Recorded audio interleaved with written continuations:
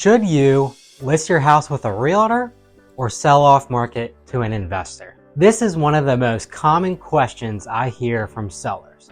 So let me break it down for you. As a real estate seller, you need to think carefully about what your goals are when you sell the house. You need to keep in mind that you can't get everything. There's always trade-offs. The 4 factors all real estate sellers need to consider are price, speed, convenience, and certainty.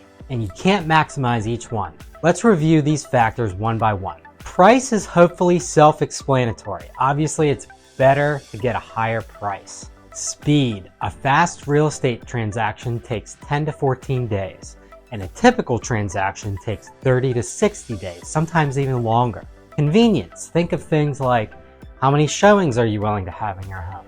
Are you willing to do repairs, clean up the house, etc.? A convenient sale is one where you don't need to do these things. Certainty. This is the one that most people overlook. Just because someone signs an agreement of sale doesn't mean they're definitely going to buy your house. Contracts can and do fall through, and there are certain buyers that can be less trustworthy to do what they say they're going to do. So those are the 4 factors: price, speed, convenience, and certainty.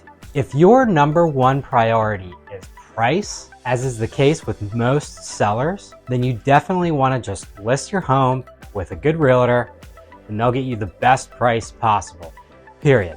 If speed or convenience are more important to you, then you should consider getting an offer from a reputable local investor. Investors usually make cash offers with no contingencies, so you can typically sell your home in less than 2 weeks with only 1 showing. Finally, if you really want certainty, you can get this from certain investors, but you really need to be careful and thoroughly research who you're selling to. There's many We Buy Houses companies that have special little loopholes written in their contracts, and they don't want you to know about it. These loopholes allow them to back out or renegotiate at the very last minute, which can leave unsuspecting sellers in a difficult situation.